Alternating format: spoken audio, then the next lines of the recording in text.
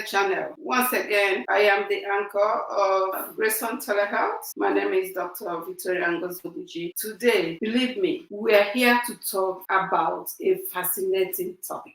A topic that affects almost everyone. We have different people trying to lose weight, people thinking about how did I get here? When they look at themselves on the mirror, they just wonder, one thing I noticed as a provider is anytime you want to weigh anybody, you be like, oh no, I don't really want to be weighed.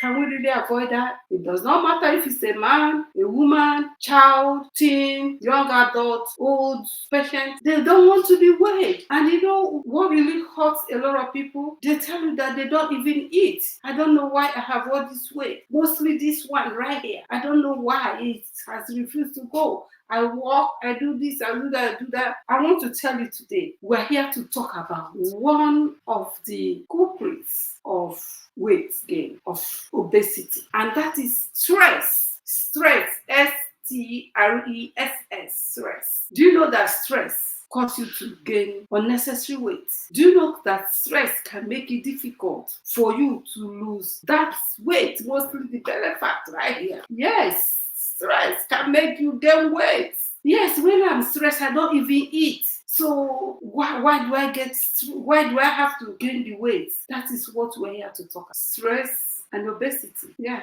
stress and obesity. So, when we are stressed, there are certain physiological processes that the body go through. And when the body is going through those physiological processes, what happens? It produces some hormones, some other chemicals. Just like when you are driving your car, you fuel it, the engine process it, produce energy, and the exhaust pipe does what? Brings some waste. That is for the car. The body is supposed to process and bring some, utilize. The body's fuel is glucose. But when you're stressed, the body produces cortisol, it produces adrenaline, and this hormone or chemical affects how the body is able to utilize the glucose. And what happens to the glucose? It stays right in the blood. And remember, glucose is what? Is sugar. And when it stays in the blood, it goes under the tissue. So that is the problem. Stress causes obesity. That is just a summary of the physiological process, how being stressed can lead to obesity. And what can cause us to be stressed? It could be job, it could be marital issue, domestic violence, it could be parenting, just being a mother, just being a father. It could be financial issue, trying to pay the bills. It could be taking care of our aged parents. All those are stressful. It could even be just thinking of what to eat.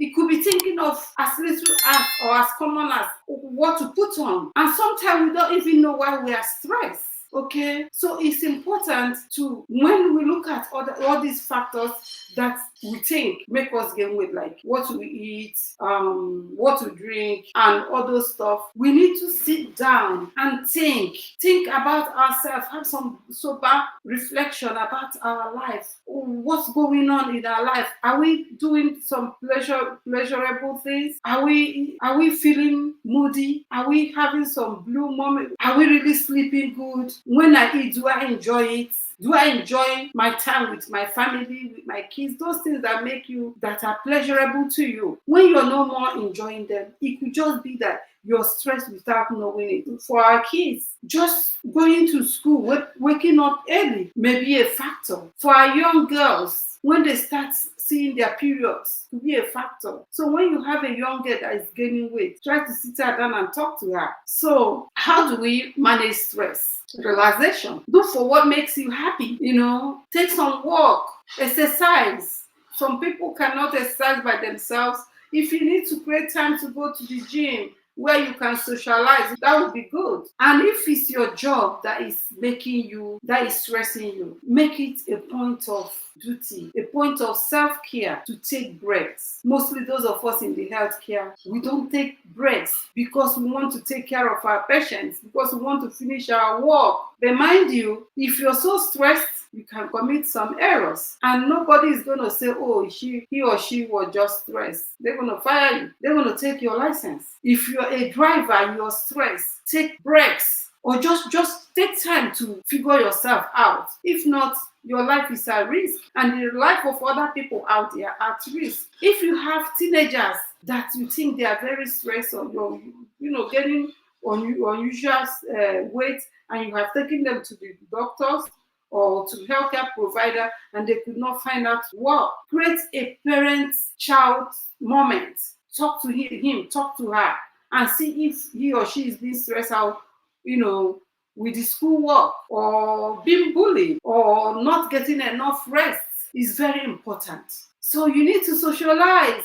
I know some men don't like their women, joining this club, this society, this group or the other group, or going to this meeting or the other meeting. And some wives don't like, or some girlfriends don't like their men going out with other men and all those. They think, okay, it's going to expose them to doing some anti-friendly stuff. But come on now, you need to socialize. You need to wind off the stress when you socialize with your peers.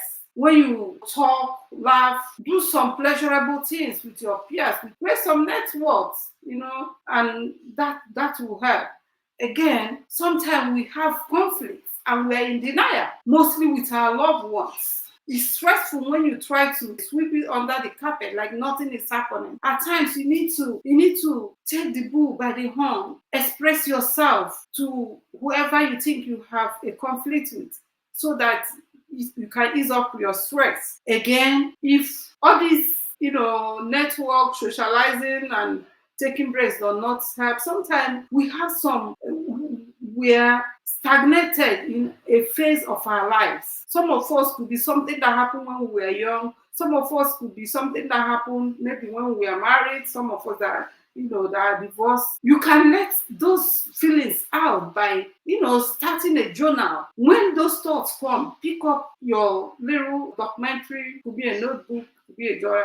Just put it down, write your feelings, start making up a journal with those things that are stressing you, so that you can find peace within yourself. And it is very important to watch what we eat, because when you're stressed, some of us do pleasure eating. So you watch what you eat. This body, what you take in, sometimes impacts how you feel. So you're concerned about your weight, check your stress level. Do some pleasurable things to ease off the stress. Check what you eat. And if you think it's not helping with the exercises and some of the things we already mentioned, and you're so concerned about your weight, go talk to your healthcare provider. Go talk to your healthcare provider. There may be some, thin lines about yourself that you don't even realize that is impacting your stress. That is why we have healthcare. I don't know, have you had any experiences, something that's really stressed you out without you knowing? Are you concerned about your weight and think it's related to some traumatic events that happened, that bothers your mind? Let's talk about it. Put it down in the comment section. Share your experience. I have been there. I have gained so much weight because of single parenthood. Without even knowing, I gained like 40 pounds. I did not realize it till I found out that I did not have any clothes anymore, and I had to go like 2, 3, 4 sizes. But when I realized what the problem was, that I was stressed out, believe you me, it didn't take much time. I lost it because I found peace. So let's talk about it. Our topic today was obesity, stress and obesity. If you have any comments, let's hear you. If you enjoyed the video, let me hear your comment. Let me see your comment at the comment section. If you have any questions, put it down there and we'll talk about it. Again, this is Dr. Victoria Ngozi for Grace on Telehealth. Thank you. Did you enjoy what you just watched? Then subscribe to my channel and share this video, because you never know who might benefit from it. I'll be dropping health updates every Wednesdays and Saturdays. So don't miss any. See you next time. Cheers.